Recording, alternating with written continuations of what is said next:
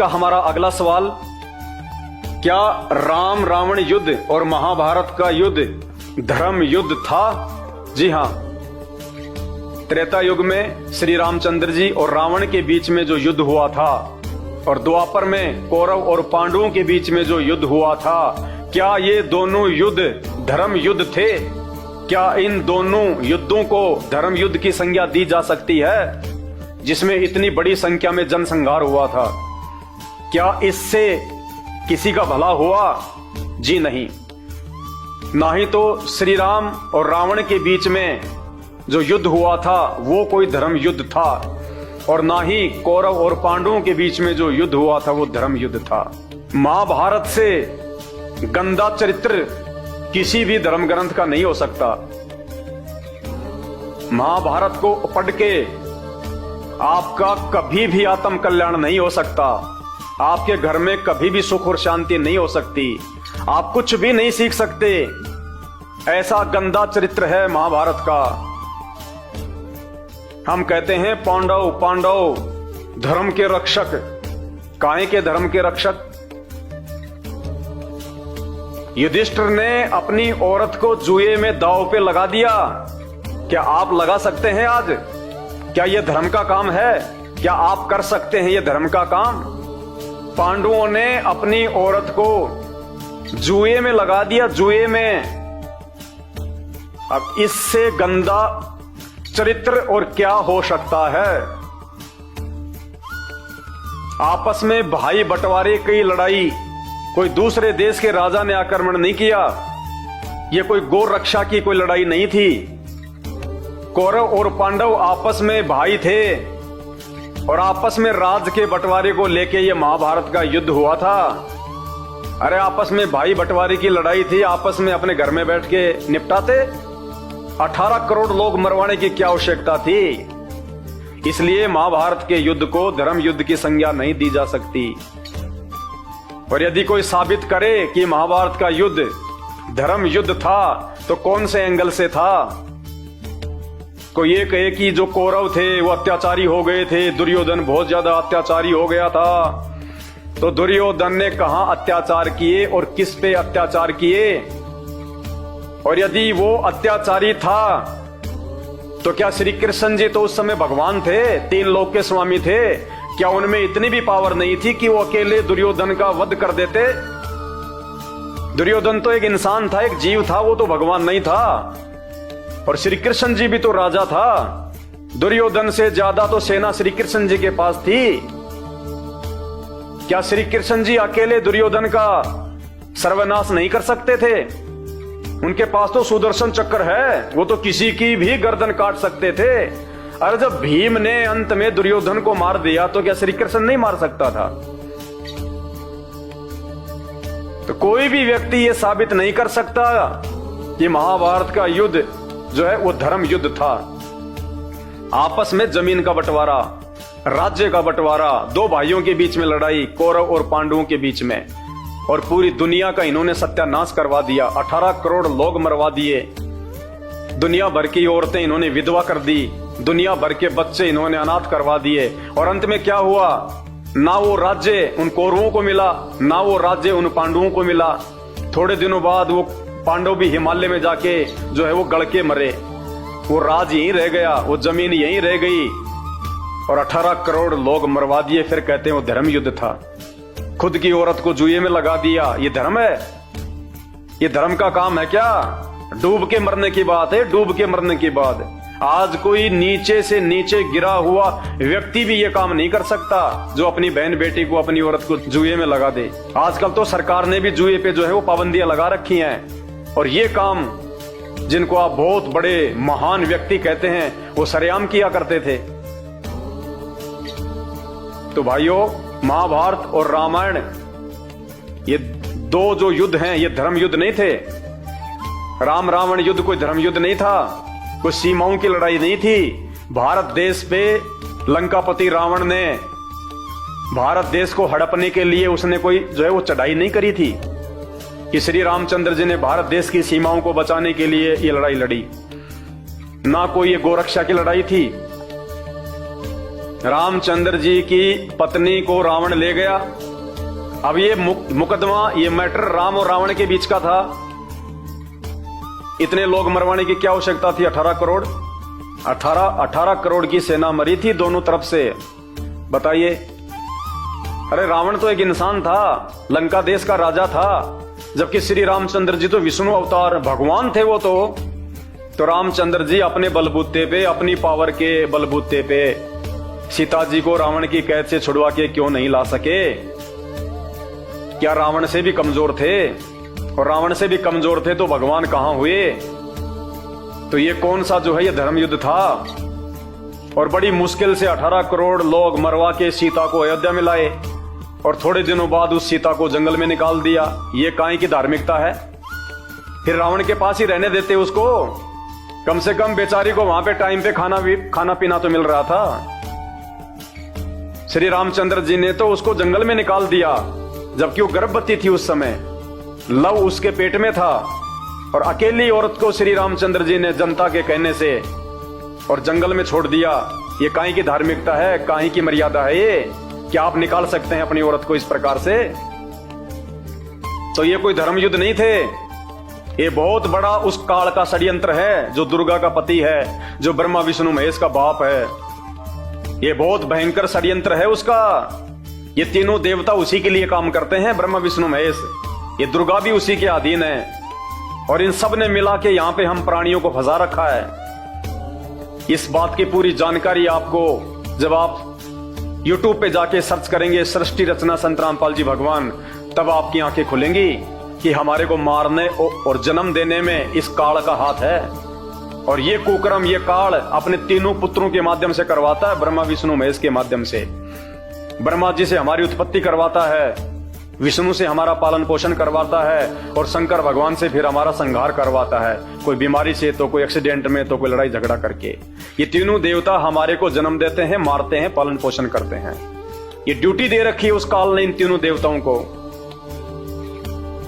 और वो हमें क्यों मारता है, वो क्यों जन्म देता है, इसके पीछे बहुत गहरी कहानी है। और वो कहानी आपको केवल सृष्टि रचना को सुनने से ही समझ में आएगी।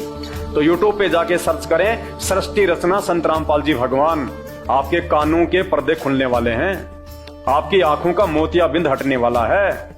और उसके बाद में आप धिक्कारोगे इन नकली धर्मगुरुओं को, जो आज से पहले आपको मीठी मीठी राम और भिलनी की, श्री कृष्ण और सुदामा की मीठी मीठी कथा कहानियां सुना के आपका जीवन बर्बाद कर रहे थे।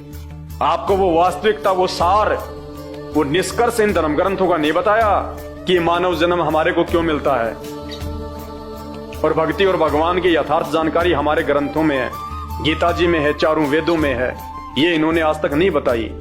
आज तक ये 33 करोड़ देवी देवताओं में से एक भगवान नहीं बता पाए कि एक भगवान जो सबके ऊपर है, जो सर्वशक्तिशाली है, जिसकी भक्ति से हमारे को मुक्ति मिल सकती है, 84 लाख योनियों से हम बाहर निकल सकते हैं, आज तक इन्होंने नहीं बताया। तो काहे के धर्मगुरु, काहे का इनको ज्ञान? तो भाई और बहनों, ये धर्मगुरु नहीं है, ये सत्यानाश गुरु हैं। ये आपका जीवन बर्बाद कर रहे हैं। यदि आप अपना भला चाहते हो, अपने परिवार का भला चाहते हो, और मरने के बाद 84 लाख योनियों में नहीं जाना चाहते हो, तो आपके पास वर्तमान में पूरी धरती पे केवल एक ही ऑप्शन है, केवल संत रामपाल जी के सत्संग। और सत्संग सुन के जितना जल्दी हो सके उनकी शरण में आ जाओ, और उनके अनुसार इन शास्त्रों में वर्णित यथार्थ भक्ति विधि को शुरू कर दो। और फिर देखो, तुम्हारे को इस शरीर में रहते सहते भी वो सुख मिलेंगे जिसकी कोई गिनती नहीं की जा सकती। बाकी आपके अपने बुद्धि और अपने विवेक के ऊपर है। दबाव किसी पे नहीं दिया जा सकता, केवल आपको जानकारी दी जा सकती है। पे जाएं तो YouTube पे जब तक आप उनके द्वारा बताई गई सृष्टि रचना को नहीं पढ़ेंगे, नहीं समझेंगे, तब तक आपको किसी भी धर्म का कोई भी धर्म ग्रंथ समझ में नहीं आएगा। भाई और बहनों, 2 घंटे से मुझे थूक बिलोने का कोई शौक नहीं है। आप भी अपने कीमती समय में से थोड़ा बहुत समय निकाल के ये वीडियो देख रहे हैं, तो ये वीडियो देखने का फायदा उसी समय है जब आप संत रामपाल जी के सत्संग सुनना शुरू करें। क्योंकि आज इस पूरी धरती पर केवल एक ही परम संत है, बाकी कोई संत इस धरती पे नहीं है। और जितने भी संत हैं, ये धर्मगुरु हैं, इनको अपने स्वयं के धर्म के विषय में पूरी जानकारी नहीं है। इनको स्वयं के धर्म ग्रंथों के विषय में पूरी जानकारी नहीं है। हिंदू धर्म गुरुओं को गीता जी और वेदों के विषय में पूरी और सच्ची जानकारी नहीं है। मुल्ला और मौलवियों को मुसलमान धर्म के विषय में, कुरान शरीफ के विषय में, तौरेत, जबूर और इंजिल के विषय में पूरी जानकारी नहीं है। जितने भी पादरी और पास्टर हैं, इनको बाइबल के विषय में पूरी जानकारी नहीं है। सिखों को गुरु ग्रंथ साहिब के विषय में जानकारी नहीं है। ना ही बौद्ध और जैन समाज को अपने अपने धर्म ग्रंथों की जानकारी है। ये सारी जानकारी संत रामपाल जी ने सभी धर्म के मानने वालों को दी है। आपने उनके सत्संग सुनने पड़ेंगे और सत्संग सुन के आप विचार कीजिए कि आपको मानव जन्म क्यों मिला है। परमेश्वर कहते हैं, मानव जन्म पाए के जो नहीं रटे हरि नाम, और जैसे कुआं जल बिना फिर बनवाया क्या काम। ये 84 लाख योनियों से भिन्न एक मानव शरीर हमारी को केवल और केवल भक्ति के लिए मिलता है। अन्य योनियों में जाके महादुख भोगने से बचने के लिए मिलता है। और यह केवल उसी समय संभव है जब हम एक परमेश्वर की भक्ति करें। और एक परमेश्वर की जानकारी वर्तमान में पूरी पृथ्वी पे यदि किसी धर्मगुरु के पास में है तो केवल परम पूज्य सतगुरु रामपाल जी भगवान के पास में है। और जब तक आप उनके सत्संग नहीं सुनेंगे, आप उनके विचारों से परिचित नहीं होंगे, तब तक ऐसे ही आप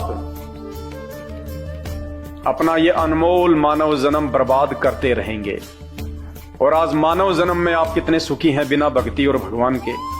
और कल को जब ये शरीर छूटेगा, हम 84 लाख योनियों में जाएंगे, उस समय हमारे साथ में क्या बीतेगी।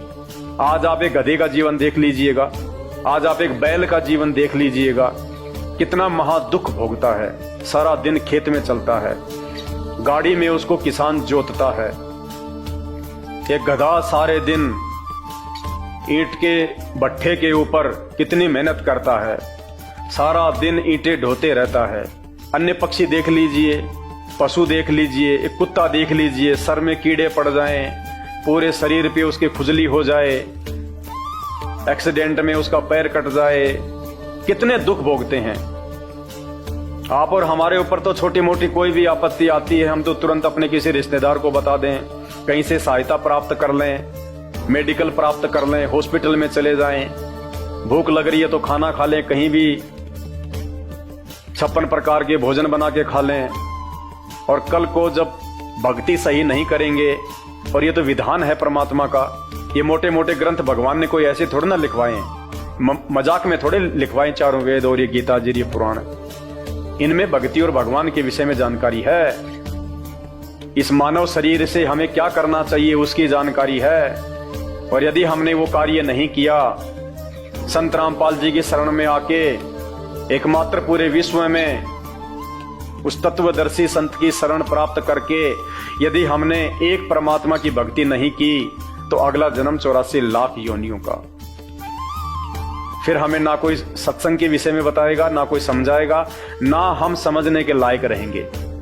कहते माता पिता मिल जाएंगे लग 84 माही, सतगुरु की सेवा और भक्ति ये फेर मिलन की नाही। आज अनजाने में लोग कहते हैं माता पिता ही हमारे गुरु हैं, माता पिता ही हमारे गुरु हैं। बहुत अच्छी बात है, वो भी गुरु हैं, उन्होंने भी आपको जीवन जीना सिखाया है, बचपन में आपको शिक्षाएं दी हैं। लेकिन बिना आध्यात्मिक गुरु के वो माता पिता भी मरने के बाद 84 लाख योनियों में जाएंगे, और आप भी 84 लाख योनियों में जाएंगे। वहां पे ना आपको माँ बचाएगी, ना आपको वो पिता बचाएगा। तो ये परम पिता परमात्मा इस धरती पे प्रकट है, सबका पिता है, सबकी माँ है। ये हमें सत्य आध्यात्मिक ज्ञान देके 84 लाख योनियों से भी बचाएंगे। और इस शरीर में रहते सहते यदि हमारे ऊपर कोई संकट आना होगा, कोई परेशानी या कोई दुख आना होगा, हमारे कोई प्रारब्ध का, हमारे कोई पूर्व जन्मों के कुकर्मों का, उसको भी संत रामपाल जी अपनी भक्ति से काटने में समर्थ हैं। आपके ऊपर वो कष्ट नहीं आने देंगे यदि आप उनके मर्यादा में रह के भक्ति करेंगे। तो मेरी केवल आपसे विनती है, आपसे प्रार्थना है, मैं आपको केवल समझा ही सकता हूं, बता ही सकता हूं, जानकारी ही दे सकता हूं। बाकी प्यास आपको होनी चाहिए, भूख आपको होनी चाहिए, तभी आप उस चीज को प्राप्त जो है वो कर पाएंगे। तो आज के वीडियो में केवल इतना ही। आगे फिर परमपिता परमेश्वर के आशीर्वाद से आप सभी भाई बहनों के मार्गदर्शन के लिए वीडियो आते रहेंगे। अभी तक यदि आपने हमारे Facebook page Pawan Das is live को फॉलो नहीं किया है तो आप जी फॉलो करें, वीडियो को शेयर करें ताकि यह जानकारी अन्य भगत भाई बहनों तक भी पहुंचे जो अभी उन अज्ञानी और नकली धर्मगुरुओं के चक्कर में अपने मानव जीवन को बर्बाद कर रहे हैं। बंदी छोड़ सतगुरु रामपाल जी भगवान की जय हो।